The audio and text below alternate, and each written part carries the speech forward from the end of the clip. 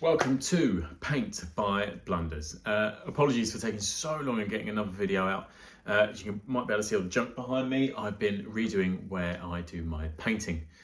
But anyway, apologies for the intro. Let's get to it. Salamanders, Terminators, nice and grimdark. So here he is, our Terminator, and we're going to do him in the Salamanders scheme. Undercoat wise, I bought these secondhand and I think they're in black primer, so I've just put a little bit of white over the top for a little bit of a zenithal, but nothing major. So the first time we're going to use this dark green from Scalecolor. I'm going to be whacking this on with an airbrush, but I'm also going to do a paintbrush version, just because a lot of you have said you don't airbrush. Completely understandable, it's not for everyone. But for those of you who do airbrush, I'm just going to whack it on. I do about 60-40 with the thinner. And for extra depth, you can add a little bit of dark green ink. Again, you can airbrush it, or you can just slap it all over with a brush. Completely optional, doesn't add a lot to the miniature for the style that I'm doing, but it just darkens up those recesses.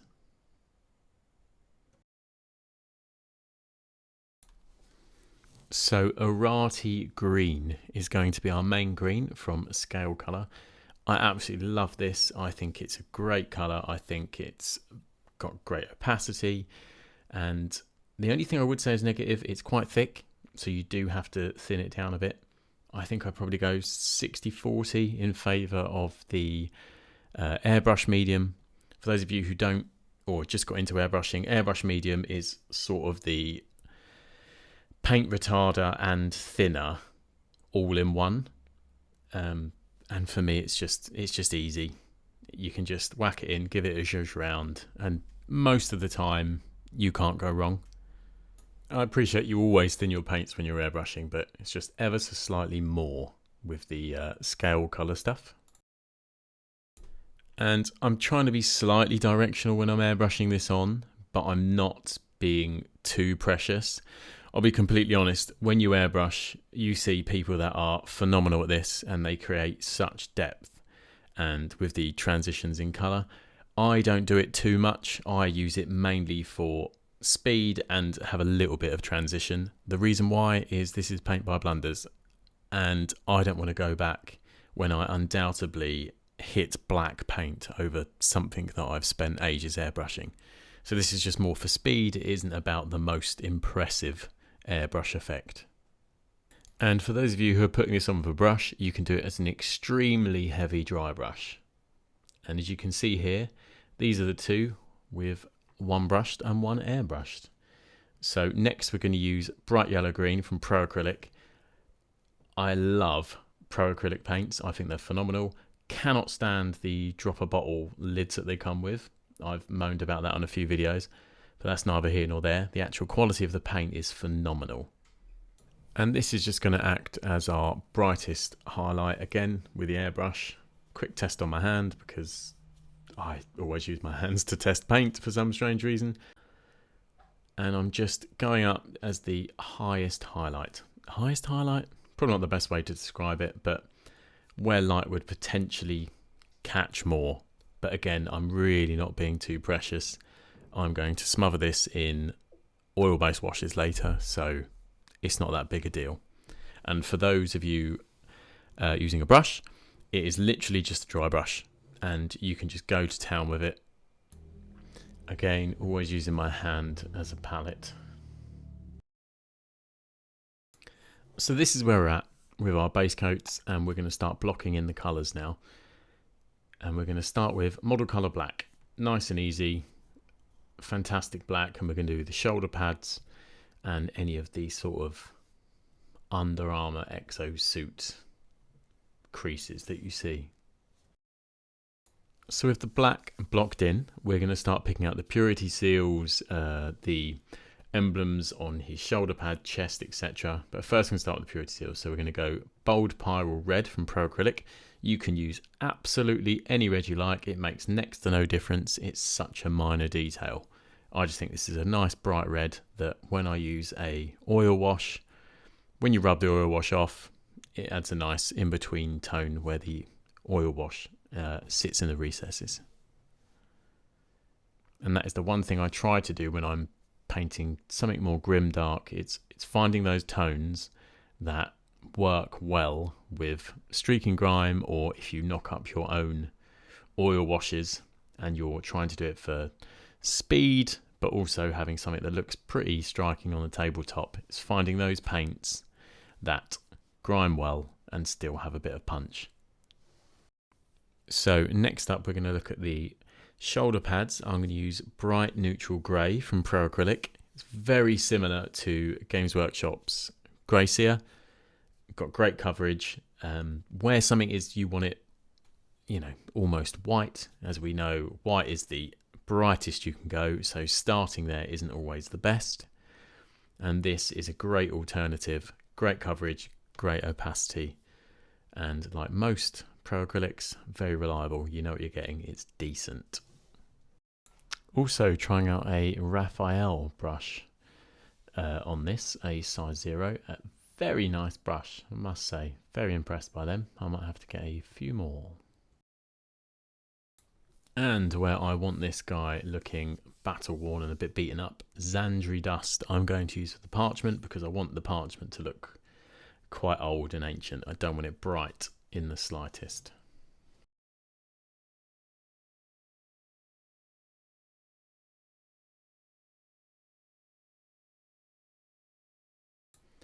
So this is where we're at. Before we do the metallics and before we do any grinding, people always ask me, do I varnish my models beforehand? I don't, but the Ultra Matte Varnish from AK is the one you want to use. It is incredible. If you haven't done any of this griming stuff before, where you're using white spirit, etc. to pull away paint, if you are too rough with it, it can take away your paint. So as a safety net, just get it, I think. Also, I realised I hadn't shown the brushed model. So this is the two side by side. They don't look a million miles different. So if you varnished and the varnish is dry, we're going to start moving on to metallics. Retributor Armour is the go-to for all the golds I use. And I'm just going to do the Aquila and any of the little skull motifs on the armour. So we're trying to be careful not to hit the green, but it isn't the end of the world. As I say, this is why when I airbrush, I don't push the contrast too much, because I'm not the most accurate painter and I will make mistakes. Now onto the silver. Any silver you like will do. I'm using Vallejo's Chainmail as I just really like it. I think it's got good coverage and is nice and bright, that we knock back with the grimy Grimdark. And I do have a touch of water on my wet palette to try and smoothen this out, and I'm just looking for the vents, the gun casing, and any of the pipes that I think need to be silver as well. So before we get onto the grime, it's time to put any decals on. I use these Vallejo ones. I know Microsol and Microset are better, but they are like quadruple the price, and I don't do decals that often, so these work for me. So, super quick process. I've varnished the shoulder pad, you can see it glistening. I've cut my little decal out of a craft knife, and what I'm going to do is just get it wet so that the decal will start to lift after a few moments. And I don't use any of the decal softener until I've got it roughly in place, because I find through trial and error, I've put softener on it before and it literally just folds in half over the knife and it's gone. So I learnt from that mistake. Many ways to do this, but this is just the way I do it. And once on the knife, I put it onto the shoulder pad. Shoulder pad's got a little bit of water on it, and that just lets me move it around. And you can use a brush, you can use a knife, you can use a cotton bud, anything you like to move it around. I tend to use either a knife or an old paintbrush. And just here I'm putting on the softener. Excuse the terrible focus. I think I was concentrating more on getting it right instead of getting the footage.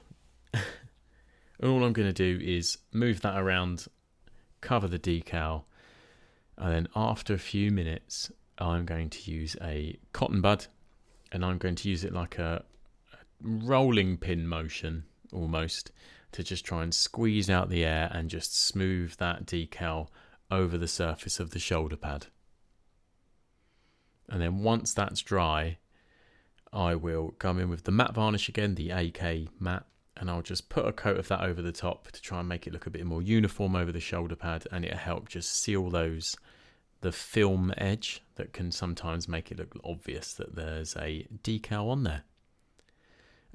Apologies, it's like a brief description on how it's done, but there are some fantastic videos out there. This is just a quick way of explaining it. So now we get to the Grimdark portion of the video. Streak and Grime. I love this stuff. It's fantastic. I like it because it's mixed to the right consistency. You can just buy a sort of a dark umbre oil paint and make your own, but this stuff's great, and it's also got a slightly greeny tint to it, which works really well for salamanders. So the bits we need, if you've never used this before, I will explain. You throw it all over the model, thick and fast. You let it dry. You can let it dry for hours, but it tends to go off in about 20 minutes, half hour. You can leave it 6 or 7 hours if you wish. And then what you do is get a little makeup sponge and some white spirit. You dampen that sponge ever so slightly, and then you can start pulling away almost like a reverse dry brush. And you can start pulling away that oil wash, this streak and grime, and it will reveal the original colour. And it has a great effect, makes them look really battle worn, and it also makes the model look very matte, which is a huge thing I'm a fan of. I love matte finish paints, and I just love that effect.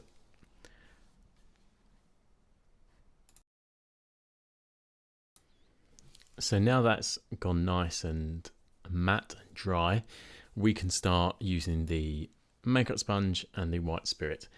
I've got these little metal mixing palettes. I think I got these off Amazon for, it must have been 5 or 6 quid. I think you get 12 or something. Super handy. I use them for airbrushing, I use them for grime, I use them for oil painting. Really good. Highly recommend them. And I use a little pipette, fill up my little dish that I'm going to use to start soaking my makeup sponges. The makeup sponges I think I got from Temu or something. Again, you can get a box of 2-sided ones, I think for 3 or 4 quid, and I think it's 50, so you essentially get 100. And when I start wicking away, I do 2 passes.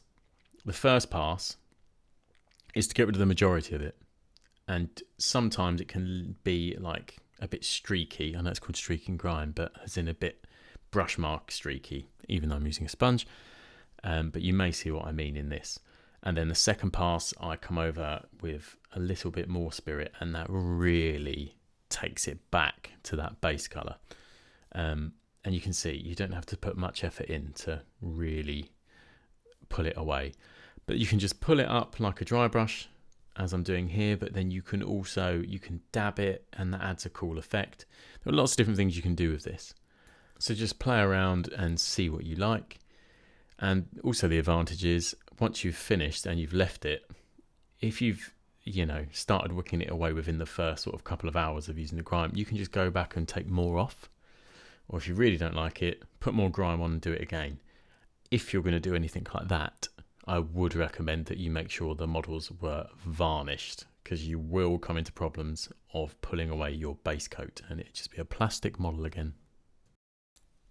So with that grime complete, it is just a case of doing the eye lenses, and you can say this is battle ready, pretty quick, very little effort, looks decent on the battlefield. So I'm going to do the eyes, and then I'm also going to put the basing material down just to show you the battle ready version as such. And just to quickly explain how I do the lenses: bold titanium white, Imperial Fist over the top, and then just a dot of bold titanium white in the corner of each lens just to give it a little bit of light reflection. So this is him after he's based. It is literally just a AK basing paste with a contrast on and a little bit of rust pigment. I'll give it a dry brush etc later, but this is what I would call the battle ready version. Super quick, super simple, but we're not going to stop there. We're just going to put a few highlights on just to push it that little bit further. So first up, we're going to use the 2 greens that we use to do our base coats, and we're going to do some edge highlighting. The good thing about doing something like this, where it's a bit more grimdark, you don't have to do every edge. You're not going for a glorious heavy metal style, so you can just highlight the bits that you think are most interesting and where you want to draw the eye. So like the power fist, I like the big chest carapace and like the face. But you can go as ham as you like. You can do every edge and it'll still look great. You can do hardly any and it'll look great. It's as much time as you want to sink into it. And the same for the other colours. We're just going to use the base colours again. So the parchment, we're coming straight back in with the Zandri Dust and just doing a few little edges and a few lines across the parchment just to help make it pop a little bit. And we're also going to do the same with the red. We're just going to come back in with that bold Pyrrole red, just clip the edges and just help it along. Shoulder pads, we're going to come in with that bright neutral grey and we're just going to clip along the top of that. I'm not going to go too mad and just, you know, make it pop a bit more. For those of you who don't like edge highlighting, completely get it. It can be a bit of a time sink, can be a bit laborious. With the green, you could just get away with a bit of a dry brush. For the black armour panels, I'm using Russ Grey as the edge highlight because it's got a nice blue tint to it. If you didn't want to have any of that bluey tint, you could just use Administratum Grey, or just, if you don't have a grey and you've got the black and white, just knock up your own grey. A nice mid grey will suffice. I said grey a lot then. Back to the silver for the gun casings, etc. And I also will use a tiny amount just to put almost like chippings on the gold sections of the Aquila. So this is where we're at after a few edge highlights, and it just helps make him stand out a bit more. But if you wanted to add some more battle damage, you can do that. I would use the Streak and Grime, and I would apply it with a little sponge. And I saw the little hack where you can just put it in the brush tube, but I've got an old silicone sculpting tool where the head fell out, so I just rammed some in there. And you could also use a contrast as well if you didn't want to use any grime, and you're just dabbing it on anywhere you think chipping might happen. But you can't really go wrong because, you know, who knows the damage you get in the 41st millennium.